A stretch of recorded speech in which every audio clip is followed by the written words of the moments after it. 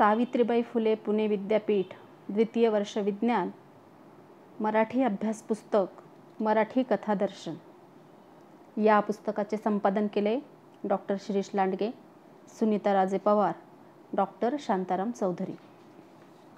हे पुस्तक 2020 पासून द्वितीय सत्रात आपल्याला अभ्यासासाठी आहे। या पुस्तकात एकूण 10 कथा आपल्याला अभ्यासायला आहेत। पहिल्या कथेचे नाव आहे कांचनमृग, जी जी.ए. कुलकर्णी यांनी लिहिलेली आहे। त्यानंतर दुसरी कथा आहे अथेन्सचा प्लेग, त्या कथेचे लेखक आहेत जयंत नारळीकर। तिसरी कथा आहे मारवा, त्या कथेच्या लेखिका आहेत आशा बगे। त्या पुढची कथा आहे एका यंत्रमानवाच्या मनाचा शोध, त्या कथेचे लेखक आहेत निरंजन घाटे। पुढल्या हाका अशी एक पुढची कथा आहे जी सुबोध जावडेकर यांनी लिहिली आहे। त्यानंतर बाबा भांड यांची 15 ऑगस्ट 1947 या नावाची कथा आहे। लीना मेहेंदळे यांचे एक शहर मेले त्याची गोष्ट अशा नावाची कथा आहे। भारत सासने यांची लिंपन नावाची कथा आहे। गणेश आवटे यांची नांगरट आणि शेवटची कथा आहे आसाराम लोमटे, त्या कथेचे नाव आहे ओझं।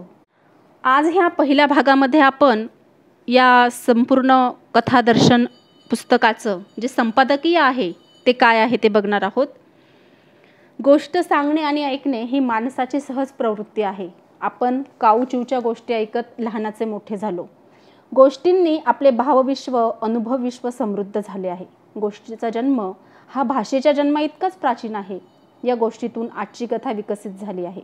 गोष्ट, स्फुट गोष्ट, संपूर्ण गोष्ट, लघुकथा, नवकथा, साठोत्तरी कथा, समकालीन कथा अशा क्रमाने गोष्ट विकसित होत गेली। गोष्ट ते कथा हा शेकडो वर्षांचा प्रवास आहे। मराठीतील गोष्ट मुद्रित स्वरूपात प्रथम इसवी सन 1806 मध्ये छापली गेली। तंजावर येथील सरफोजी राजे भोसले यांनी सख्खन पंडित यांच्याकडून इसाप नीतीचे भाषांतर करून ते बालबोध मुक्तावली या नावाने छापले। त्यानंतर मराठीमध्ये गोष्टींची पुस्तके छापली जाऊ लागली। मराठी कथा साहित्यातून विविध प्रकारच्या जीवनानुभवाची मांडणी झाली। लोककथा, दंतकथा, कहाणी, दृष्टांत कथा, रूपक कथा, परीकथा ते विज्ञान कथा असा मराठी कथेचा प्रवाह सतत वाहता राहिला आहे। कथा हा एक साहित्य प्रकार आहे। या साहित्य प्रकाराची काही वैशिष्ट्ये आहेत। कथा कमी लांबीची असते, ती मानवी जीवन विषयक असते। कथेतून वास्तव कल्पित विश्व निर्माण होत असते। कथेने माणसाच्या अंतर्मनापासून बाह्य मनापर्यंत कौटुंबिक, सामाजिक, सांस्कृतिक असे असंख्य विषय व्यापलेले आहेत। कथेला विषयाचे बंधन नाही। कथा एककेंद्री, एकसंस्कारी असते। कथेमध्ये मर्यादित पात्रे असतात। विशिष्ट स्थलकालाच्या चौकटीतून कथेतील वातावरण निर्मिती होत असते।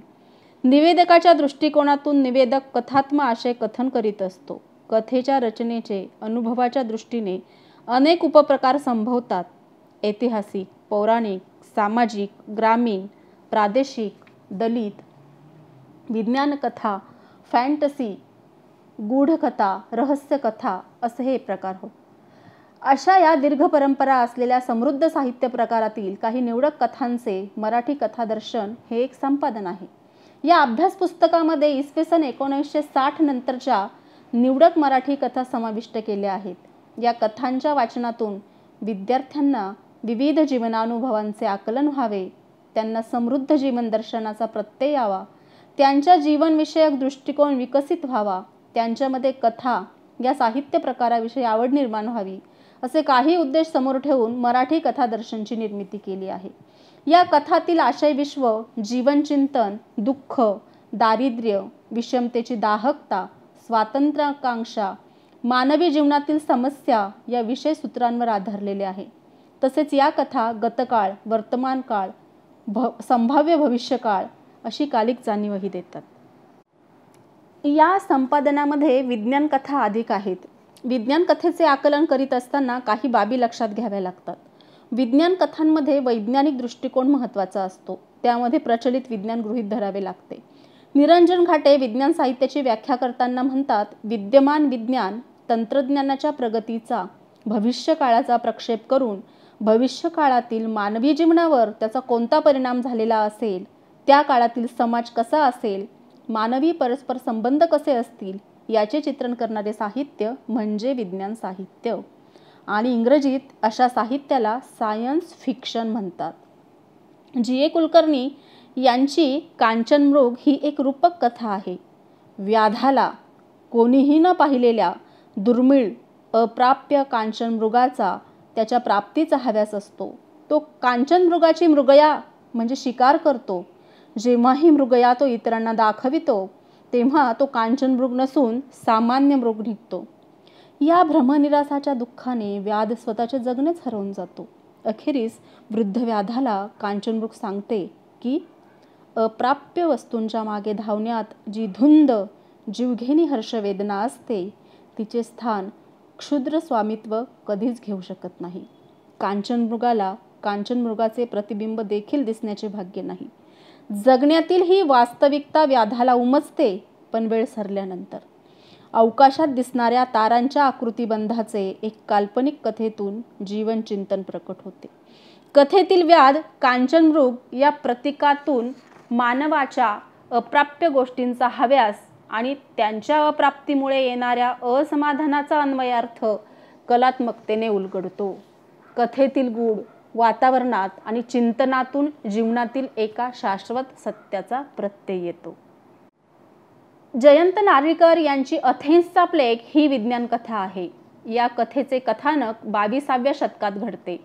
अब्दुल राजन विल्सन हे अंतराळवीर 1.5 महिन्यांचा प्रवास करून कॉमेट या धूमकेतूजवळ पोहोचतात.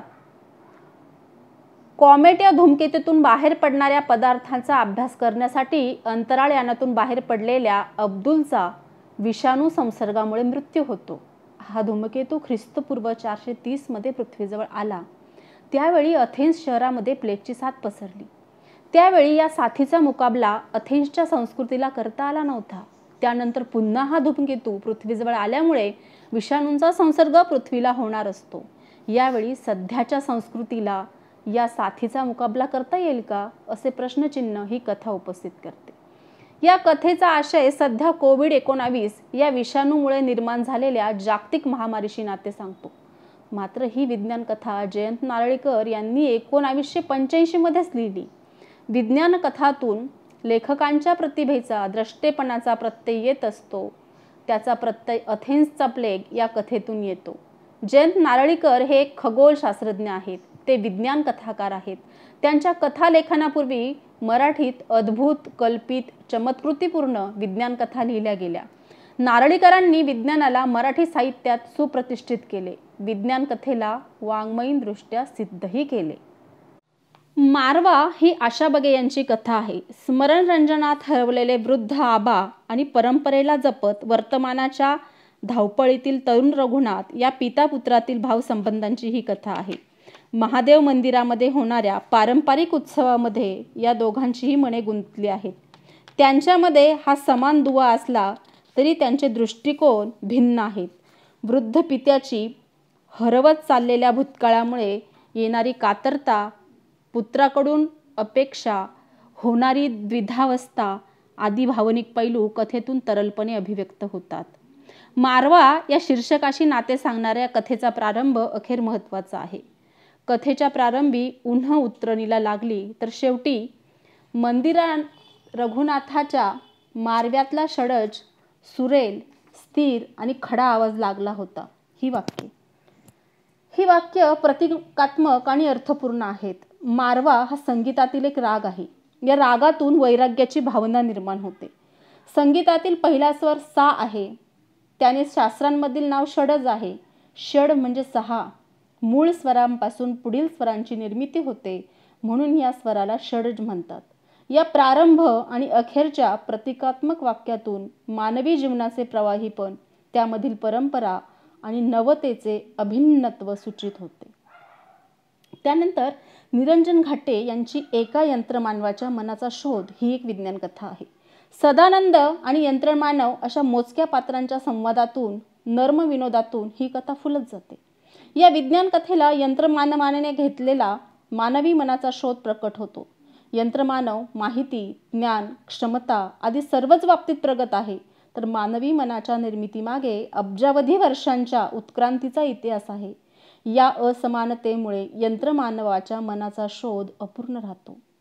सुबोध जावडेकर यांच्या पुढल्या हाका या विज्ञान कथेचे कथानक अमेरिकेतील बोस्टन शहरात घडते. विनय गुप्ते हा बोस्टन येथील एका शस्त्रास्त्र निर्माण करणाऱ्या कंपनीच्या कार्यालयामध्ये काम करीत असणारा एक भारतीय युवक आहे. तो मध्यमवर्गीय, सुखवस्तू, आत्ममग्न, आत्मसंतुष्ट, ग्रीन कार्डधारक अमेरिकन भारतीयांचा एक प्रतिनिधी आहे. त्याचा प्रत्यक्ष शस्त्रनिर्मितीशी संबंध नसल्याने परदुःख शीतल अशी त्याची भावना आहे. कंपनीकडे असणाऱ्या भारत विरोधी प्रकल्पामुळे विनयला एका प्रकल्पात डावलले जाते. यातून विनयला परिस्थितीची जाणीव होते. तो शस्त्रास्त्र विरोधी मोहिमेमध्ये कृतीयुक्त सहभाग करण्याचे निश्चित करतो. विनयचा हा प्रवास असंवेदनशीलता ते संवेदनशीलता, अनैतिक नैतिक अशा द्वंद्वातून शाश्वत मूल्यांकडे जाणारा आहे. जागतिक वातावरणाशी नाते सांगणारी ही कथा माणसामाणसातील वृत्ती प्रवृत्तींचा वेध घेत शांततेचे महत्त्व प्रतिपादन करते. वैश्विक शांततेसाठी कृतीयुक्त सहभागाची आवश्यकता स्पष्ट करणारी ही कथा चिरंतन शाश्वत मूल्यांचा निर्देश देते. बाबा भांड यांची 15 ऑगस्ट 1947 ही कथा आहे. हैदराबाद मुक्तीसंग्रामाची एक प्रारंभिक प्रातिनिधिक कहाणी या कथेतून येते. ही एक घटनाप्रधान आणि उत्कंठावर्धक कथा आहे. भारताला 15 ऑगस्ट 1947ला स्वातंत्र्य मिळाले, पण हैदराबाद संस्थान वगळून स्वातंत्र्य मिळाल्यामुळे सर्वत्र सुटकेचा निश्वास टाकला जातो. पण रझाकार दडपशाही सुरू करतात. औरंगाबादमधील पिशोर गावाचे पोलीस पाटील रामराव पाटील त्यांचा अनंत हा मुलगा प्रतिकार सुरू करतात. अनंत स्वातंत्र्य लढ्यासाठी शस्त्रास्त्रे मिळवतो. त्याच दरम्यान रझाकार रामराव पाटलांच्या घोट्यापासून पाय तोडतात. ही घटना सूचकतेने येते. स्वातंत्र्य मिळाले पण पावले नसलेले असे भाष्य करते. तीव्र स्वातंत्र्याकांक्षा, रोमहर्षक घटना, चित्रदर्शी प्रसंगवर्णन, मोजकी पात्रे, त्यामुळे ही कथा जिवंत होत जाते. लीना मेहेंदळे यांच्या एक शहर मेले त्याची गोष्ट या कथेतून मानवांना भविष्यात कोणत्या संकटाला सामोरे जावे लागणार आहे याचा वेध घेतला आहे. ही कथा 4 शतकांच्या मानवी जीवनाच्या वाटचालीतून जैवविविधतेच्या संवर्धनाचा संदेश देते. 16व्या शतकात चंदरपुरावर महामारीचे संकट येते. त्यावेळी हरी या वृक्षांच्या संवादातून महामारीवर मात करतो. 21व्या शतकात चंदरपूर शहरात बेसुमार वृक्षतोड होऊन कॉन्क्रिटीकरण होते. वृक्षांशी असणारा संवाद संपतो. 2011 मध्ये महामारीचे संकट येते आणि माणसे चंदरपूर सोडून जातात. चंदरपूर शहर मरते. त्यानंतर अनेक वर्षांनी माणसांना हरियाची गोष्ट समजते. रोग निवारणातील वृक्षांचे महत्त्व उमजते. माणसे चंदरपूर शहरात वृक्षारोपण करू लागतात. ही कथा भूत, वर्तमान व भविष्याचा वेध घेत जैवविविधतेचे, वृक्ष संवर्धनाचे महत्त्व अधोरेखित करते. पृथ्वीवरील पर्यावरणीय समतोलाचे महत्त्व स्पष्ट करते. लिंपन या भारत सासने यांच्या कथेतून दलितांच्या जीवनातील वेदना प्रकट झाली आहे. भारतरत्न डॉक्टर बाबासाहेब आंबेडकर यांच्या तत्वज्ञानातून उदयाला आलेल्या नव्या विद्रोही जाणीवांच्या साहित्याला दलित साहित्य मानले जाते. लिंपन हे एक प्रतीक आहे. चुलीची कुरूपता दिसली की तिला लिंपन करतात. माणसेही स्वतःची कुरूपता झाकण्यासाठी लिंपन करीत असतात. लहान मुलांची प्राण्यांविषयीची भूतदया, तरुणांचे वैचारिक भान आणि प्रौढांचे सहेतुक जगणे यातून कथेमध्ये भाष्य केले जाते. लहान मुले चिखलाने माखलेल्या मांजराच्या पिल्लाला स्वीकारतात, पण मोठी माणसे स्वीकारत नाही. त्यामागे लहानांची निरागसता आणि प्रौढांची सहेतुकता दिसते. माणसांना दलितांच्या घरातील पाणी चालत नाही, त्यांच्या घरी चहा प्यायलेला चालत नाही, मग त्यांना दलितांच्या घरच्या नोटा कशा चालतात? कथानायकाचा हा प्रश्न जीवनातील स्पृश्यता, भेदाभेदातील विसंगतीतून मानवी वर्तनाची आणि कुरूपतेची चिकित्सा करतो. गणेश आवटे यांची नांगरट ही एक ग्रामीण कथा आहे. ग्रामीण साहित्यामध्ये कृषी केंद्रित जीवन व्यवहार आणि शेतीशी निगडीत ग्राम जीवन व्यवहार चित्रित केला जातो. नांगरट ही कथा देवराव या शेतमजुराची व्यथा कथन करते. अन्न, वस्त्र, निवारा या माणसाच्या मूलभूत गरजा आहे. अन्नासाठी जमिनीची नांगरट केली जाते. देवरावही नांगरट करून जमीन भुसभुशीत करीत असतो. त्याचवेळी तो मनातही दुःखाची ढेकळे उलथवून पोटाला भाकरी मिळण्याचे स्वप्न पाहत असतो. भाकरी प्रत्यक्षात येईल, प्रपंच बहरेल असे देवरावाचे स्वप्न असते. मात्र स्वप्न प्रत्यक्षात येत नाही. त्याऐवजी देवराव समोर भगभगीत उन्हातील ढेकळांनी भरलेले नांगरट येते. मानवी मूलभूत प्रेरणेभोवती गुंफलेली ही कथा शेतमजुराचे दारिद्र्य, भुकेची तीव्रता आणि मानवी सहसंबंध यांचे उग्र भीषण रूप उभे करते. रखरखीत ऊन, ढेकळं आदी प्रतीकातून भूक हा आशय अधिक गडद होत जातो. आसाराम लोमटे यांच्या ओझ या कथेतून ग्रामीण जीवन जाणीव प्रकट झाली आहे. ही कथा ग्रामीण जीवन आणि दुष्काळग्रस्तता यांचे भीषण वास्तव पुढे आणते. ही कथा दुष्काळ आणि शेतकरी आत्महत्येवरील आहे. या कथेचे निवेदन आत्महत्या केलेल्या शेतकऱ्याचा प्राध्यापक असणारा धाकटा भाऊ करतो. तो शेतकरी जीवनाची करुण कहाणी सांगतो, एक बोचरे वास्तव पुढे आणतो, समकालीन कौटुंबिक, सामाजिक, राजकीय परिस्थितीवर परखड भाष्य करतो. या निवेदकावर स्वतःच्या निष्क्रियतेचे ओझे आहे. या दुःखाची आर्तता वाचकाच्या मनावरील ओझं वाढवत नेते. कारुण्याने भरलेली ही एक कथा एक शोकात्मकतेचा प्रत्यय देते. अशा विविध जीवनानुभव प्रकट करणाऱ्या या सर्व कथा आपले अनुभव विश्व समृद्ध करतात. जीवनाकडे पाहण्याचे विविध दृष्टिकोन विकसित करून वाङ्मय समज वाढवतात. या कथांच्या आस्वादातून कथा या साहित्य प्रकाराबद्दल आवड निर्माण व्हावी हीच अपेक्षा आहे, असे या संपादक मंडळाचे म्हणणे आहे.